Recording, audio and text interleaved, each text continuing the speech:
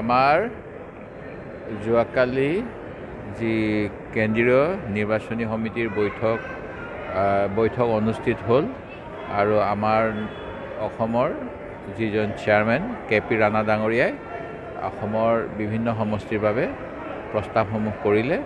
প্ৰস্তাৱসমূহ যোৱাকালি আলোচনাৰ পিছত গৃহীত হৈছে। দুটামান সমষ্টিৰ ক্ষেত্ৰত এতিয়াও চূড়ান্ত সিদ্ধান্ত হোৱা নাই আৰু সেই গতিকে গোটেইখিনি একেলগে কৰিবলৈ আমাৰ সাধাৰণ সম্পাদক জিতেন্দ্ৰ সিং ডাঙৰীয়াই 2 দিন সময় লৈছে আৰু কিছু পৰামৰ্শৰ বাবে, আৰু তাৰপিছত একেলগে চূড়ান্ত তালিকা প্ৰকাশ পাব। হৈছে এতিয়া হোৱাটোতো হৈছে, আপুনি দেখিছে, সুধিছে, সেইকাৰণে মই হয় বুলি দিম। মইনো মিছা কথা কিয় কওঁ? ৰাতিপুৱাই হৈছে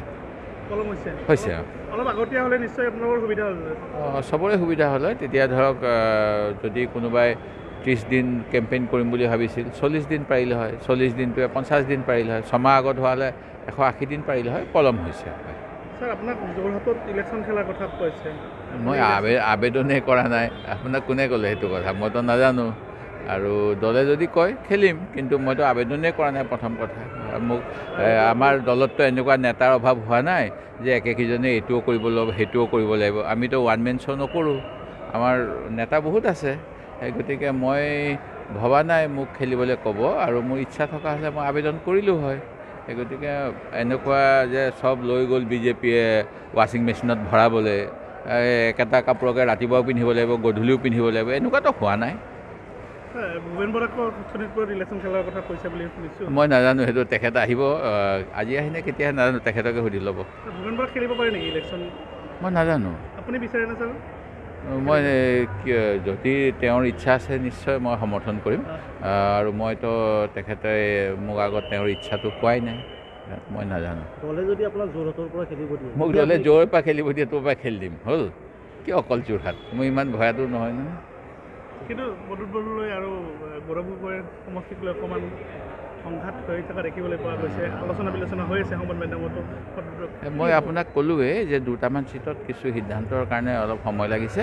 সেইকেইটা যেতিয়া হৈ যাব, 14টাৰে এটা লুৰিণজ্যোতি ডাঙৰীয়া ডিব্ৰুগড়ত খেলাটো বাদ দি বাকী চবতে কৰা কথা আছে।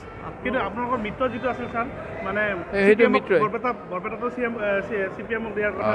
মই সেইটো ক্ষেত্ৰত মই ইয়াৰ পৰা যোৱাৰ আগদিনাখন কৈছিলোঁ যে তেওঁলোকৰ লগত আমাৰ এটা হাইকমাণ্ড আছে।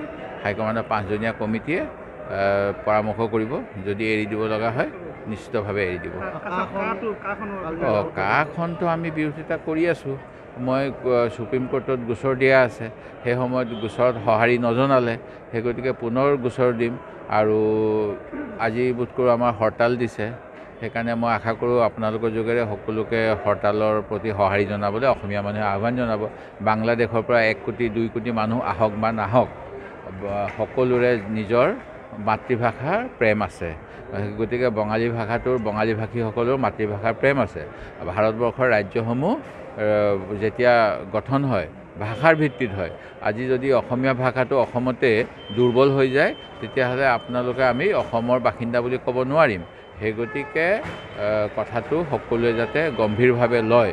অসমীয়া যায় যদি হোৱা অসমীয়া, এনেকুৱা কিবা যে শ্লোগান আছে, তেনেকুৱা শ্লোগানটো আওৰাই এই কথাটো ক'ব লাগে যে মাতৃভাষাটো ৰক্ষাৰ স্বাৰ্থত আমি কা আনিব নালাগে। কা আহিলে মানে যিটো ধৰক অন্য জেগাৰো বঙালী সম্প্ৰদায়ৰ লোকসকলে অসম চুক্তিৰ বাহিৰৰ যিসকল, তেওঁলোকো আহিব। ইয়াত এনেকুৱা কথা লিখা নাই যিখন কালি ঘোষণা কৰিলে যে ধৰ্মীয়ভাৱে খেদাখেদি হ'লে, ধৰ্মীয়ভাৱে মাৰপিট কৰিলে ইয়ালৈ আহিব।